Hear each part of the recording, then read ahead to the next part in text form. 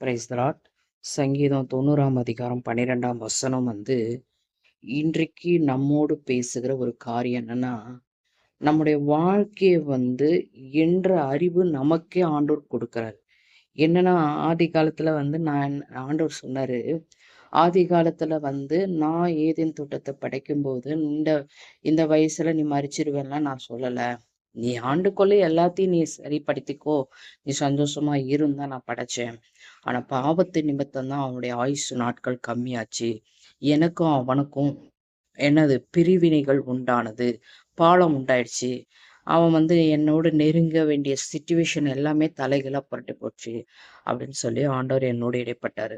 அப்ப பாருங்க, நம்முடைய வாழ்நாள் நீடித்திருக்க நம்ம என்ன பண்ணணும், அந்த நாட்களை எண்ணுகிற அறிவு, அந்த ஞான இருதயம் கர்த்தரிடத்துல இருக்குது. அதாவது இப்போ நமக்கு டீச்சிங் கொடுக்கறது எல்லாமே எப்படின்னா, 4 வகையான கேட்டகரி. அந்த 4 வகையான கேட்டகரியில நம்ம எதுல நிற்கிறோம்?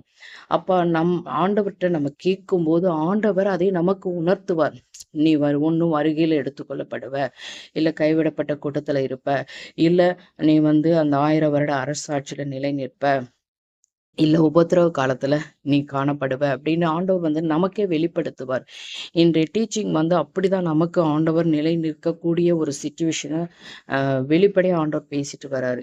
ஏன்னா அவருடைய வருகை மிக சமீபம். அந்த நாட்களை எண்ணுகிற அறிவை நம்ம ஆண்டவர்கிட்ட கேட்கும் பொழுது நிச்சயமா நமக்கு ஒரு ஸ்தலம் உண்டு என்பதை நம்ம அறிந்து கொள்ளணும்.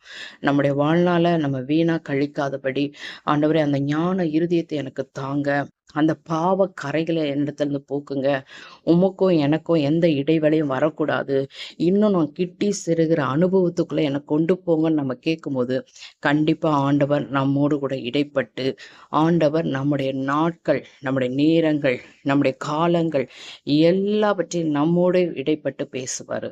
இதுதான் எனக்கு ஆவியானவர் இந்த நாள்ல நினைப்பூட்டினார். நம்ம எப்படிப்பட்ட கேட்டகரியில நிலை நிற்க போறோன்றது நம்ம வாழ்கிற வாழ்க்கையை சூஸ் பண்றது தான். இது கடைசி காலம். இதை தப்பித்துக்கொள்ள ஆண்டவர் இந்த வார்த்தையை கொடுத்ததுக்காக நான் நன்றி செலுத்துகிறேன். கர்த்தர் நாமம் மகிமைப்படுவதாக. ஆமேன்.